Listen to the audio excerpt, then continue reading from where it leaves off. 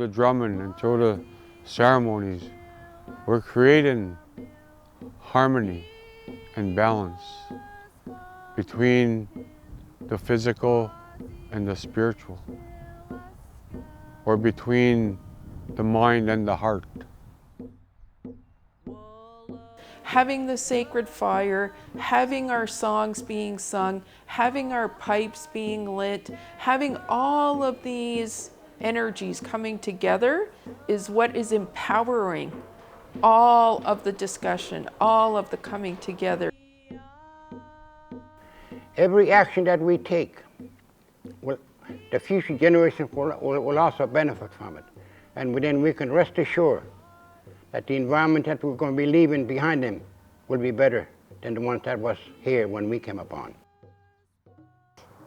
It's important to also understand like our roots and like the reciprocal relationship that we had and the connection and community that we had together. We're all sharing this place, so we all have a collective responsibility, and because we're here to make it a little better for the next generation. And this work, I believe, in Conservation Reconciliation Partnership and the RAD network, is about creating better space for future generations to come. Like, we want to arm them with the tools, the knowledge, processes. What does it mean to rebuild Indigenous economics in a contemporary context to be able to support not only our own communities, but those settler communities who rely also on the natural resource land base? Mother Earth is like a big giant house, and we all have to live in this house. And we have to, society needs to learn how to take care of their house, our home.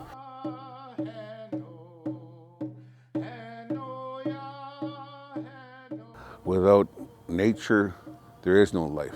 Without biodiversity, there is no life. We're here today in Fredericton, bringing best practices in areas of conservation financing so that we can utilize that basis of information to envision a path forward here in Canada for Indigenous peoples to advance their protected and conserved areas to help Canada meet its international commitments of protecting 30% in the spirit of reconciliation. We have been protecting lands for millennia, but our approaches to protection are not recognized. And so that's why we're considering IPCAs, but should we have to go that route? If we're already doing the work, we're already been protecting, we just need governments, land trusts, academics, others to recognize the work that we're already doing and have been doing. Being at the RAD, it brings up so many issues that we're talking about healing our lands, healing our air, healing our water, and we, the people, have to heal. So we're finding ways how to work together so we can all heal together, to heal our lands, to make things right.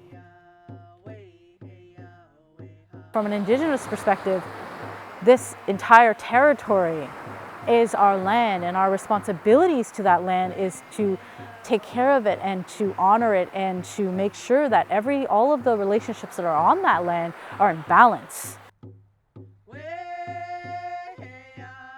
I wanted to come here and hear what the people were doing out there, and there's so many people here that share what's happening in their lands.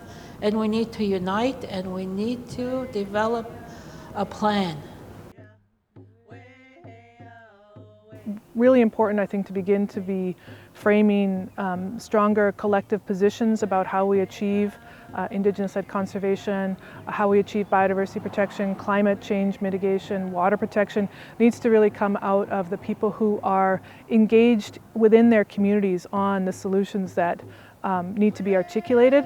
And then if we can understand those perspectives, what people are working on, and begin to think through how we frame that with an economic lens and economic rationale, I think we'll be really well positioned to have more effective conversations with government, which begin to frame our collective long-term economic future.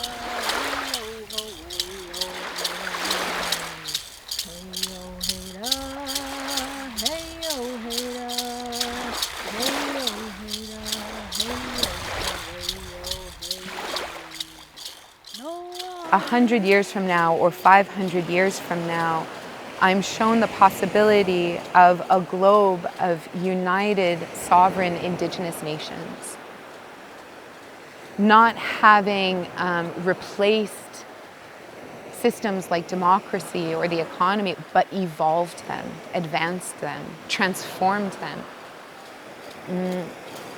And in that future, 100 years from now or 500 years from now, it's not that we go back to the way things were. It's that we've stepped back in order to move ahead in a good way, in a different way. All we need do to realize that future is to remember ourselves and to remember our stories and to remember who we are. In order to put things back the way that it should be, we need to do the work of healing those relationships and healing that land. And, you know, from that lens, like, how do we do that work, right? What is it going to take on a bigger scale to do that? I think that's kind of what we're tasked with. And also balancing, you know, that two-eyed seeing approach. You know, I think if we use the best of both worlds, we can come to the solution, but we have to work together. The deep knowledge that Indigenous people have is one of the sources of knowledge that's required by all peoples of the world. And it's important to invest in that knowledge system today and for the global community to adopt that value system. Indigenous peoples have a roadmap, and that roadmap can be utilized by all peoples.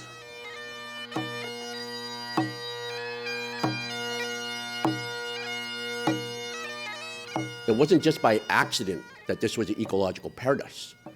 It was because of the thousands of generations of Indigenous people learning to live with the land, not live off the land. It was a mutually beneficial relationship. We learned to live within nature and learn from nature. And nature had taught us how to live on that land in a good way. What are the relationship protocols that ensures you have a mutually beneficial, non-exploitive relationship with non-human beings? So there are relationship protocols, just how to create the relationship. There are protocols how to maintain that, and that's where we talk about things like responsibility, reciprocity, reverence, and how do you keep that going in a good way?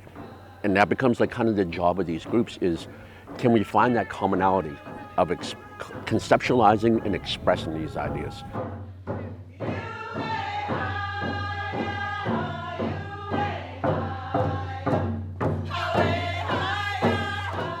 So it's more than just conservation protection and more than just Canada's 2030 goals, but it's bringing reconciliation to the people because it's reconnecting them with the land, it's reconnecting them with their culture, and it's bringing them alive again. We've seen suicide rates go down tremendously. People going to finishing secondary school, going on to post-secondary, people coming back to community. What we create here, we can influence the global marketplace that will help our brothers and sisters in the places where they are being oppressed still today.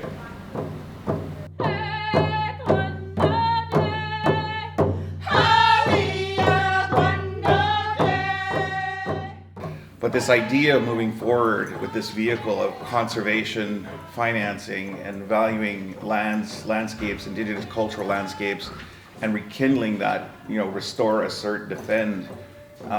We're all family in this room now, one way or the other. We all have a role to play, whether you're within your own institutions and organizations, and we are a cohort of people that have some very common goals and visions. So, but we are change makers, catalysts, movers, cultural people, spiritual people. It takes everybody. Policymakers, visionaries, dreamers. This gathering today of like-minded people is going to put together a stepping stone where there's going to be more people that are going to be brought into this, and the circle is going to get larger and larger, and from elders to allies to our youth. I'm excited about that. I am. These elements the fire, the water, the earth, and the air, has the power. So anytime we gather, we will light a sacred fire to invite our ancestors, to acknowledge our ancestors, to acknowledge the spirits, spirits of the land, spirits of the water, spirits of the earth, spirits of the wind, and also to acknowledge our extended family, the wildlife, nature.